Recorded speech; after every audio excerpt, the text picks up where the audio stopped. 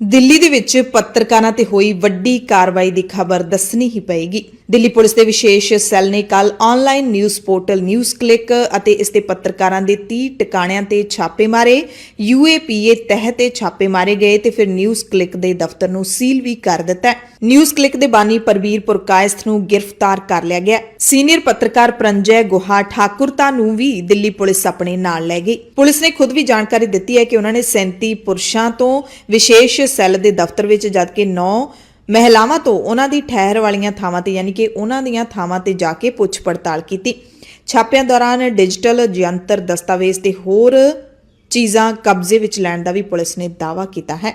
News portal ਦੇ ਖਿਲਾਫ ਇਹ ਕਿਹਾ ਗਿਆ ਹੈ ਕਿ ਉਸ ਵੱਲੋਂ ਪੈਸੇ ਲੈ ਕੇ ਚੀਨ ਪੱਖੀ ਪ੍ਰੋਪੇਗੰਡਾ ਕੀਤਾ ਜਾ ਰਿਹਾ ਸੀ। ਇਸ ਤੋਂ ਇਲਾਵਾ ਉਰਮਿਲੇਸ਼ ਤੇ ਅਭਿਸਾਰ ਸ਼ਰਮਾ ਸਣੇ ਕੁਝ ਪੱਤਰਕਾਰਾਂ ਨੂੰ ਪੁੱਛ ਪੜਤਾਲ ਦੇ ਲਈ ਲੋਧੀ ਰੋਡ ਸਥਿਤ ਵਿਸ਼ੇਸ਼ ਸੈੱਲ ਦਫ਼ਤਰ ਵੀ ਲਿਜਾਇਆ ਗਿਆ। ਨਿਊਜ਼ ਕਲਿੱਕ ਦੇ ਬਾਨੀ ਤੋਂ ਇਲਾਵਾ ਮਨੁੱਖੀ ਵਸੀਲਾ ਵਿਭਾਗ ਦੇ ਮੁਖੀ ਅਮਿਤ ਚੱਕਰਵਰਤੀ ਨੂੰ ਵੀ ਗ੍ਰਿਫਤਾਰ ਕੀਤਾ ਗਿਆ ਹੈ। ਉਰਮਿਲੇਸ਼ ਤੇ ਅਭਿਸਾਰ ਸ਼ਰਮਾ ਸਣੇ ਹੋਰ ਪੱਤਰਕਾਰਾਂ ਤੋਂ 6 ਘੰਟਿਆਂ ਦੇ ਕਰੀਬ ਪੁੱਛ ਪੜਤਾਲ ਹੋਈ ਹੈ ਅਤੇ ਇਸ ਪੁੱਛ ਪੜਤਾਲ ਦੀ ਇਹਨਾਂ ਛਾਪਿਆਂ ਦੀ ਕੌਮਾਂਤਰੀ ਸੰਸਥਾਵਾਂ ਨੇ ਨਿਖੇਧੀ ਕੀਤੀ ਹੈ। ਪੁੱਛਗਿੱਛ ਤੋਂ ਬਾਅਦ ਜਦੋਂ ਸੀਨੀਅਰ ਪੱਤਰਕਾਰ ਪ੍ਰੰਜੈ ਗੁਹਾ ਠਾਕੁਰਤਾ ਨੂੰ ਵਾਪਸ ਭੇਜਿਆ ਗਿਆ, ਉਹਨਾਂ ਨੇ ਜੋ ਕੁਝ ਮੀਡੀਆ ਨੂੰ ਦੱਸਿਆ ਉਹ ਤੁਹਾਨੂੰ ਸੁਣਾਉਂਦੇ ਹਾਂ। ਉਹ ਕਹਿ ਰਹੇ ਨੇ ਕਿ ਮੈਨੂੰ ਤੜਕੇ ਪੁਲਿਸ ਲੈ ਗਈ ਸੀ ਅਤੇ ਲਗਾਤਾਰ ਕਈ ਘੰਟੇ ਪੁੱਛ ਪੜਤਾਲ ਕਰਨ ਤੋਂ ਬਾਅਦ ਰਾਤ ਨੂੰ ਛੱਡਿਆ। ਵਾਰੀ-ਵਾਰੀ ਉਹੀ ਸਵਾਲ ਪੁੱਛਦੇ ਰਹੇ।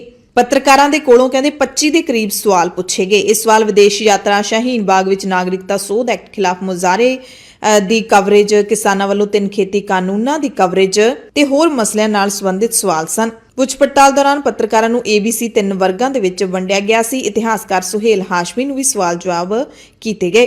I hold a accreditation card from the Press Information Bureau, Government of India.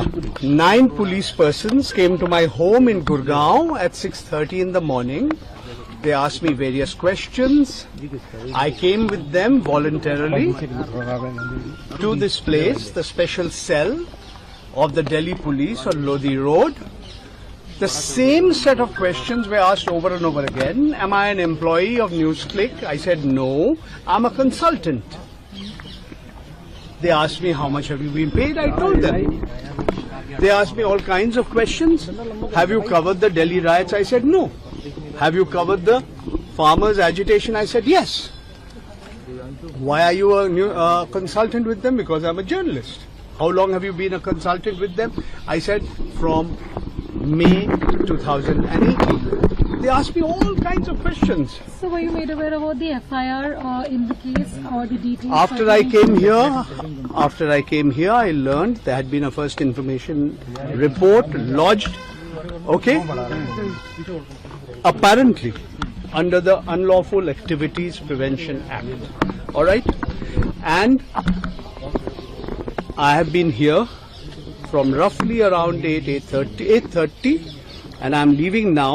It is past 6. ਇਸ ਤੋਂ ਪਹਿਲਾਂ ED ਵੀ ਨਿਊਜ਼ ਪੋਰਟਲ ਦੇ ਫੰਡਿੰਗ ਦੇ ਵਸੀਲਿਆਂ ਦੀ ਜਾਂਚ ਲਈ ਫਰਮ ਦੇ ਟਿਕਾਣਿਆਂ ਤੇ ਛਾਪੇ ਮਾਰ ਚੁੱਕਿਆ। ਅਭਿਸਾਰ ਸ਼ਰਮਾ ਨੇ ਖੁਦ ਵੀ ਦੱਸਿਆ ਸੀ ਕਿ ਪੁਲਿਸ ਉਹਨਾਂ ਦੀ ਰਿਹਾਇਸ਼ ਤੋਂ ਮੋਬਾਈਲ ਫੋਨ ਤੇ ਲੈਪਟਾਪ ਵਰਗੇ ਗੈਜਟਸ ਆਪਣੇ ਨਾਲ ਲੈ ਗਈ ਹੈ। ਇੱਕ ਹੋਰ ਪੱਤਰਕਾਰ ਭਾਸ਼ਾ ਸਿੰਘ ਨੇ ਵੀ ਲਿਖਿਆ ਕਿ ਆਖਿਰਕਾਰ ਇਸ ਫੋਨ ਤੋਂ ਆਖਰੀ ਟਵੀਟ, ਦਿੱਲੀ ਪੁਲਿਸ ਨੇ ਮੇਰਾ ਫੋਨ ਕਬਜ਼ੇ ਵਿੱਚ ਲੈ ਲਿਆ। ਇਤਿਹਾਸਕਾਰ ਸੁਹੇਲ ਹਾਸ਼ਮੀ ਦੀ ਭੈਣ ਸ਼ਬਨਮ ਹਾਸ਼ਮੀ ਨੇ ਲਿਖਿਆ ਕਿ ਅੱਜ ਤੜਕੇ 6 ਵਜੇ ਦਿੱਲੀ ਪੁਲਿਸ ਨੇ ਸੁਹੇਲ ਹਾਸ਼ਮੀ ਦੀ ਰਿਹਾਇਸ਼ ਤੇ ਛਾਪਾ ਮਾਰਿਆ। 6 ਲੋਕ ਘਰ ਤੇ ਬੈੱਡਰੂਮ 'ਚ ਵੜ ਗਏ। ਕੰਪਿਊਟਰ, ਫੋਨ, ਹਾਰਡ ਡਿਸਕ ਤੇ ਫਲੈਸ਼ ਡਰਾਈਵਸ ਕਬਜ਼ੇ ਵਿੱਚ ਲੈ ਲਈਆਂ। ਇਸ ਸਾਰੀ ਕਾਰਵਾਈ ਤੇ ਕੇਂਦਰੀ ਸੂਚਨਾ ਤੇ ਪ੍ਰਸਾਰਣ ਮੰਤਰੀ ਅਨੁਰਾਗ ਠਾਕੁਰ ਦਾ ਵੀ ਬਿਆਨ ਆਇਆ। ਉਹਨਾਂ ਨੇ ਕਿਹਾ ਕਿ ਜਾਂਚ ਏਜੰਸੀਆਂ ਪੂਰੀ ਤਰ੍ਹਾਂ ਸੁਤੰਤਰ ਤੇ ਕਾਨੂੰਨ ਮੁਤਾਬਿਕ ਕੰਮ ਕਰ ਰਹੀਆਂ ਨੇ, ਜਦਕਿ ਇੰਡੀਆ ਗੱਠਜੋੜ ਨੇ ਕਿਹਾ ਕਿ ਸਰਕਾਰ ਸੱਚ ਬੋਲਣ ਵਾਲਿਆਂ ਨੂੰ ਨਿਸ਼ਾਨਾ ਬਣਾ ਰਹੀ ਹੈ। ਕਹਿੰਦੇ ਭਾਜਪਾ ਸਰਕਾਰ ਦੀਆਂ ਦਬਾਅ ਪਾਊ ਕਾਰਵਾਈਆਂ ਸਿਰਫ ਉਹਨਾਂ ਲੋਕਾਂ ਵੱਲ ਸਿੱਧਤ ਹੁੰਦੀਆਂ ਨੇ ਜੋ ਸੱਚ ਬੋਲਦੇ ਨੇ। ਨਫ਼ਰਤ ਤੇ ਵੰਡੀਆਂ ਪਾਉਣ ਵਾਲਿਆਂ ਖਿਲਾਫ ਕੋਈ ਕਾਰਵਾਈ ਨਹੀਂ ਕੀਤੀ ਜਾਂਦੀ। ਵਿਰੋਧੀ ਧਿਰਾਂ ਨੇ ਕਿਹਾ ਕਿ ਪਿਛਲੇ 9 ਸਾਲਾਂ ਦੇ ਵਿੱਚ ਬੀਜੇਪੀ ਨੇ ਏਜੰਸੀਆਂ ਦੇ ਜ਼ਰੀਏ BBC news laundry, Dainik Bhaskar, Bharat ਸਮਾਚਾਰ, ਦਾ ਕਸ਼ਮੀਰ ਵਾਲਾ, ਦ ਵਾਇਰ ਵਰਗੇ ਜਿਹੜੇ ਅਦਾਰੇ ਨੇ ਉਹਨਾਂ ਨੂੰ ਦਬਾਉਣ ਦੀ ਕੋਸ਼ਿਸ਼ ਕੀਤੀ ਹੈ। ਪਰ ਅਸੀਂ ਮੀਡੀਆ ਤੇ ਸੰਵਿਧਾਨਿਕ ਤੌਰ ਤੇ ਬੋਲਣ ਤੇ ਵਿਚਾਰਾਂ ਤੇ ਪ੍ਰਗਟਾਵੇ ਦੀ ਆਜ਼ਾਦੀ ਨਾਲ ਡਟ ਕੇ ਖੜੇ ਹਾਂ। ਐਡੀਟਰਸ ਗਿਲਡ ਆਫ ਇੰਡੀਆ ਸਣੇ ਵੱਖ-ਵੱਖ ਜਥੇਬੰਦੀਆਂ ਨੇ ਵੀ ਨਿਊਜ਼ ਪੋਰਟਲ ਤੇ ਇਸ ਤੇ ਪੱਤਰਕਾਰਾਂ ਤੇ ਛਾਪਿਆਂ ਲਈ ਸਰਕਾਰ ਦੀ ਤਿੱਖੀ ਆਲੋਚਨਾ ਕੀਤੀ। ਗਿਲਡ ਨੇ ਕਿਹਾ ਕਿ ਅਸੀਂ ਸਰਕਾਰ ਨੂੰ ਜਮਹੂਰੀ ਪ੍ਰਬੰਧ ਵਿੱਚ ਸੁਤੰਤਰ ਮੀਡੀਆ ਦੀ ਅਹਿਮੀਅਤ ਬਾਰੇ ਯਾਦ ਦਿਵਾਉਣਾ ਚਾਹੁੰਦੇ ਹਾਂ। ਅਪੀਲ ਕਰਦੇ ਹਾਂ ਕਿ ਚੌਥੇ ਸਤੰਭ ਦਾ ਸਤਿਕਾਰ, ਪਾਲਣ ਪੋਸ਼ਣ ਤੇ ਸੁਰੱਖਿਆ ਯਕੀਨੀ ਬਣਾਏ। ਇੰਡੀਅਨ ਅਮਰੀਕਨ ਮੁਸਲਿਮ ਕੌਂਸਲ ਦੇ ਕਾਰਜਕਾਰੀ ਡਾਇਰੈਕਟਰ ਰਸ਼ੀਦ ਅਹਿਮਦ ਨੇ ਕਿਹਾ ਕਿ ਨਿਊਜ਼ ਕਲਿੱਕ ਤੇ ਹੋਰ ਕਈ ਆਜ਼ਾਦ ਮੀਡੀਆ ਅਦਾਰਿਆਂ ਦੀ ਪੱਤਰਕਾਰੀ ਸੱਚ ਤੇ ਕੇਂਦਰਿਤ ਰਹੀ ਹੈ। ਜਦੋਂ ਕਾਰਪੋਰੇਟਾਂ ਵੱਲੋਂ ਚੱਲਦਾ ਮੁੱਖ ਧਾਰਾ ਵਾਲਾ ਮੀਡੀਆ ਮੋਦੀ ਪੱਖੀ ਤੇ ਮੁਸਲਿਮ ਵਿਰੋਧੀ ਪ੍ਰੋਪੇਗੈਂਡੇ ਦਾ ਸਪੀਕਰ ਬਣ ਗਿਆ ਤਾਂ ਸੱਚੀ ਪੱਤਰਕਾਰੀ ਕਰਨ ਵਾਲਿਆਂ ਨੂੰ ਇਸ ਤਰ੍ਹਾਂ ਪਰੇਸ਼ਾਨ ਕੀਤਾ ਜਾ ਰਿਹਾ ਹੈ। ਕਾਂਗਰਸ ਨੇ ਕਿਹਾ ਕਿ ਜਦੋਂ ਸਰਕਾਰ ਨੂੰ ਸਿਲੇਬਸ ਤੋਂ ਬਾਹਰਲੇ ਸਵਾਲਾਂ ਦਾ ਸਾਹਮਣਾ ਕਰਨਾ ਪੈਂਦਾ ਹੈ ਤਾਂ ਉਹ ਆਪਣੇ ਅਨੁਮਾਨਿਤ ਸਿਲੇਬਸ ਦੇ ਵਿੱਚ ਮੌਜੂਦ ਇੱਕੋ ਇੱਕ ਕਾਊਂਟਰ ਦਾ ਸਹਾਰਾ ਲੈਂਦਾ ਹੈ, ਡਿਸਟਰੈਕਸ਼ਨ। ਅਮਰੀਕਾ ਨੇ ਵੀ ਇਸ ਕਾਰਵਾਈ ਤੇ ਬਿਆਨ ਦਿੱਤਾ ਹੈ। ਅਮਰੀਕੀ ਵਿਭਾਗ ਦੇ ਪ੍ਰਿੰਸੀਪਲ ਡਿਪਟੀ ਬੁਲਾਰੇ ਵਿਦਾਂਤ ਪਟੇਲ ਨੇ ਕਿਹਾ ਹੈ ਕਿ ਸਾਨੂੰ ਇਹਨਾਂ ਛਾਪਿਆਂ ਦੇ ਬਾਰੇ ਜਾਣਕਾਰੀ ਮਿਲੀ ਹੈ।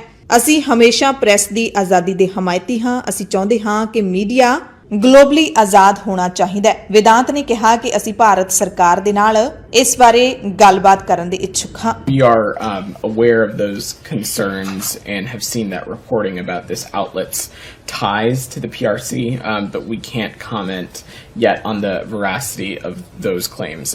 Separately, of course, though, the U.S. government strongly supports the robust role of the media globally, including social media, in a vibrant and free democracy, and we raise concerns on these matters with the Indian government, with countries around the world through our diplomatic engagements that are, of course, at the core of our bilateral relationship. And we have urged the Indian government, and have done so not just with India, but other countries as well, about the importance of respecting the human rights of journalists, including freedom of expression, both online and offline.